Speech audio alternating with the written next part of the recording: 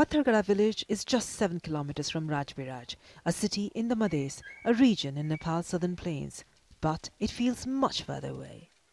Through this village runs Nepal's oldest road, the 1700-kilometer postal route, close to the Indian border and built in the 1940s. Not much has changed since then. The people who live here say the governments neglected them. Maybe it's because we are Madhesis that the government didn't care, said one man. We produce food for the entire country, but we're in such a sad state, said another farmer. Villagers say they've endured a lifetime of poverty because of a lack of a proper road. For years they've been told it will be modernized, but by now they've lost all hope.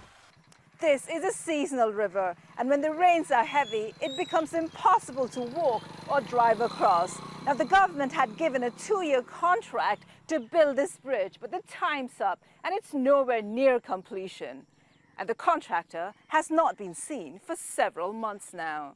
And there are 7 small rivers on this section of the road, none of which has a bridge.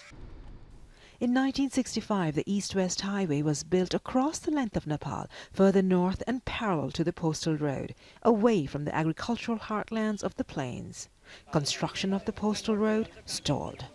The Indian government offered to build it in the 1990s, but the project never really got off the ground. Only 70 kilometers has been completed so far. Last year, the government finally made the postal highway a priority following violent demonstrations against the government's perceived discrimination in the region. At least 50 people were killed in the protest. $14 million was initially pledged. Another $40 million has been promised this year, while there's also been a commitment to complete 500 kilometers of the road within 3 years. Shailendra Tripathi is one of the engineers working on the project. Of the 220 kilometers that my office is responsible for, we have been given a budget for only 20 kilometers for now. This is an important section. We have 2 years to complete this road. Building this road will be important, not just for the local economy.